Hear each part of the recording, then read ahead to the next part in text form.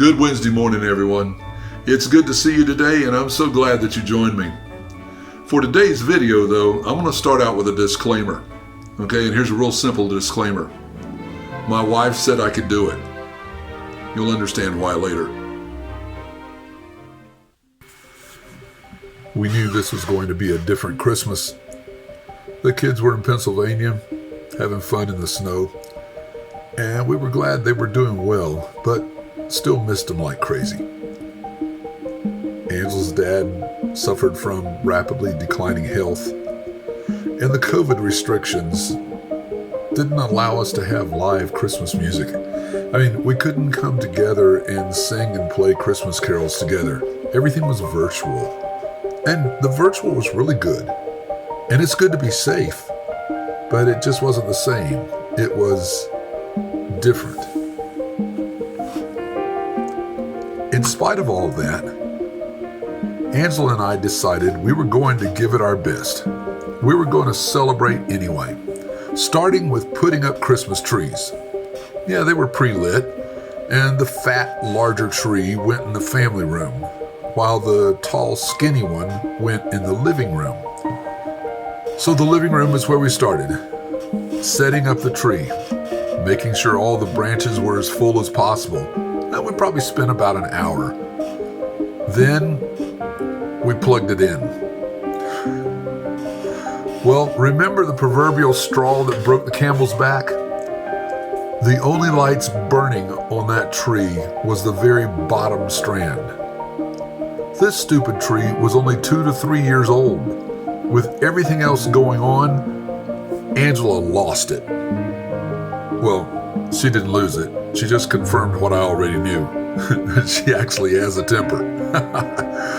And her wrath and indignation was ready to be poured out on that green piece of trash with almost no lights. And I have to admit, I wasn't far behind. Now, I would like to say we had a great spiritual moment where we knelt together and asked the Lord for His guidance and patience. But I'd be lying. We didn't want to lose the time we'd already spent on this tree. Plus, if I threw it in the trash, what would we do for a tree in the other room? So reluctantly, with mumblings of, "We're wasting our time, this isn't going to work," we dragged the mostly unlit tree into the family room. But the furniture configuration of the family room had changed since last Christmas, primarily due to my broken ankle. And there it was, the open corner that seemed to be waiting to be filled with a skinny Christmas tree. Yep, we tried it, and the fit was perfect. Now, last week, I made the statement that God knows about the struggles you face, the pressures and the subsequent feelings you deal with, and He cares. It was almost like He was saying to me, "You too." I'm still not sure a couple of silly Christmas trees have extreme spiritual significance, but I know God uses even the little things to remind us of who He is.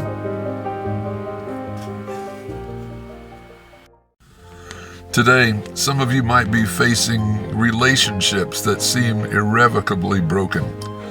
You may be dealing with the financial and emotional trauma of job loss. Or you could just be looking at a future that seems very, very uncertain. Or you might have a struggle that's so small and so well hidden that no one else knows it even exists. Well, let me encourage you. There is no struggle you face that is so small, that is so insignificant, that is so well hidden, that God doesn't see. He knows, He understands, and He cares. He has the answer. He is the answer. What He asks of us is this: that we listen and, as the hymn says, trust, and obey. So let me challenge you today. No matter what you're facing, take it to the Lord in prayer.